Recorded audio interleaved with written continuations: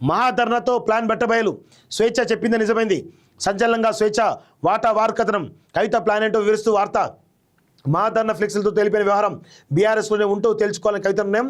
గులాబీ కలర్తో ఫ్లెక్సీలు ప్లే కార్డులు. ఎక్కడ పడితే ఎక్కడ పార్టీ పేరెత్తకుండా జాగ్రత్తలు అంటూ కూడా చూస్తూ ఉన్నాం. సో మొత్తానికైతే కవితక్క తన యొక్క ప్లాన్ కంప్లీట్గా అమలు చేస్తున్నట్టు అర్థమవుతోంది. ఖచ్చితంగా ఇయాలో రేపో కేటీఆర్ వస్తాడు. కేటీఆర్ వచ్చిన తర్వాత అసలు కథా కమామిషి ఏంటనేది బయటపడే అవకాశం అయితే కనబడుతోంది. ఈమెను సస్పెండ్ చేయడమా లేకపోతే ఈమెను మరి పిలిపించుకొని మాట్లాడడమా ఏదో ఒకటి మాత్రం చేస్తారు, 100% చేస్తారు. సో ఒకవేళ సస్పెండ్ చేస్తే మాత్రం ఫోన్ ట్యాపింగ్ సంబంధించిన విషయంలో చాలా సంచలన విషయాలు ఆమె బయట పెట్టేటువంటి అవకాశం అయితే కనబడే అవకాశం అయితే చాలా స్పష్టంగా కనబడతా ఉంది. బీ ట్యాక్స్ కట్టకుంటే బిల్లులు బంద్ అంటూ చూస్తున్నాం. బీ ట్యాక్స్ అంటే బట్టి ట్యాక్స్, అంతే కదా.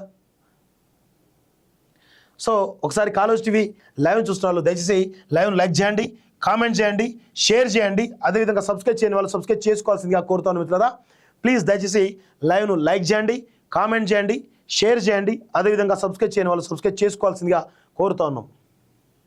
నెక్స్ట్, తెలంగాణలో తొలిసారి జనగణన, అందులో భాగంగానే కులగణన సైతం రెండు కలిపి నిర్వహించడం దేశంలో ఇదే మొదటిసారి.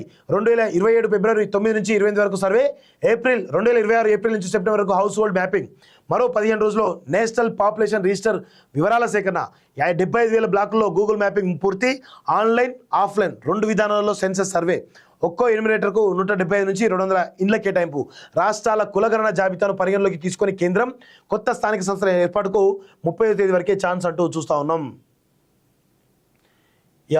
ఆర్సీబీ విజయోత్సవ వేడుకల్లో విషాదం, బెంగళూరులోని చిన్నస్వామి స్టేడియం వద్ద తొక్కిసలాట అంటూ చూస్తూ ఉన్నాం. విదేశాల్లో ఉన్నత విద్యను చదువుకోవాలని అనుకుంటున్నారా? అయితే వెంటనే ఫ్లైగ్రాండ్ ఓవర్సీస్ ఎడ్యుకేషన్ కన్సల్టెన్సీని సంప్రదించండి. మీ విదేశీ కలలను సాకారం చేసుకోండి. ఫ్లైగ్రాండ్